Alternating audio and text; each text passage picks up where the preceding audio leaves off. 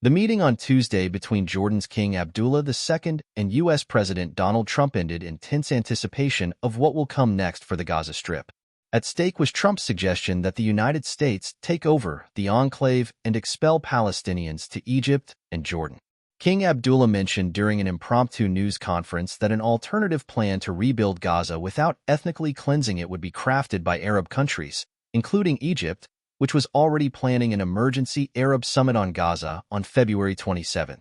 Hours later, Egypt issued a statement confirming it would present a comprehensive vision for rebuilding Gaza while ensuring Palestinians remain on their land, and reiterated its commitment to working with the U.S. to reach a just settlement to the Palestinian issue. What is at stake for Egypt? It's hard to know how seriously to take Trump's proposed U.S. takeover of Gaza.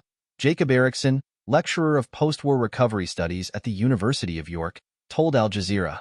If Trump resists, however, it could put Egypt in a difficult position, he added, referring to Trump's threats that he would freeze aid funds to Egypt if it does not cooperate.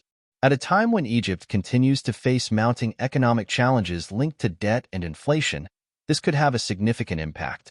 Since 1946, the United States has given Egypt more than $85 billion in bilateral foreign aid, including military and economic assistance, according to the American Chamber of Commerce in Egypt. And Egypt was the fifth largest recipient of U.S. foreign aid in 2023, receiving $1.45 billion, 85% of which was for the military sector.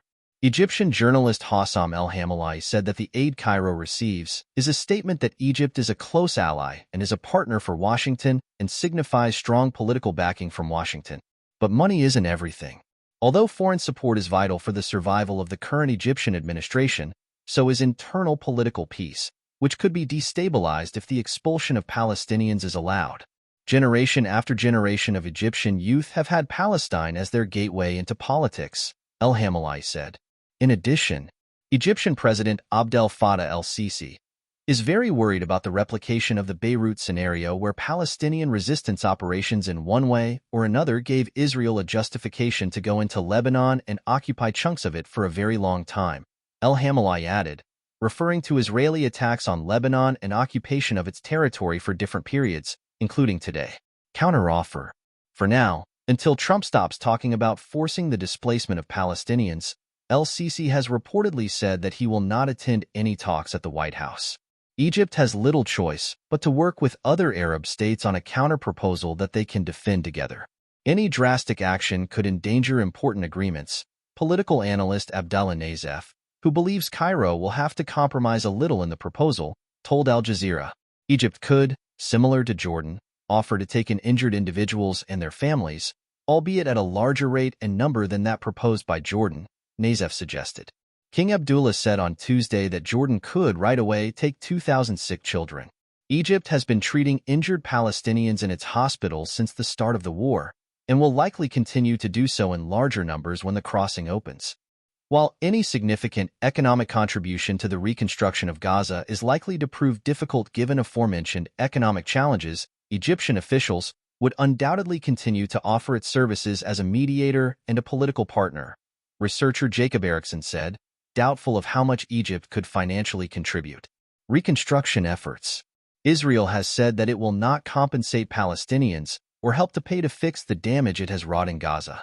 Instead, it would be up to regional countries and the international community to implement any plan put forward by Egypt and Jordan.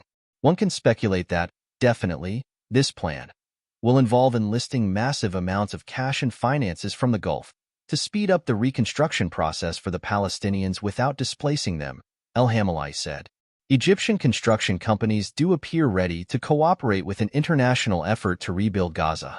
For instance, real estate and construction tycoon Hisham Talat Mustafa said in a TV interview on February 9 that he has been working on a reconstruction plan that would require the participation of about 40 to 50 construction companies from Egypt and other countries. Egypt could contribute to reconstruction efforts while simultaneously guaranteeing that Gazans don't need to be forced out, Nazef said, adding that they won't have to if caravans and tents, which Israel continues to block, are allowed into the Strip.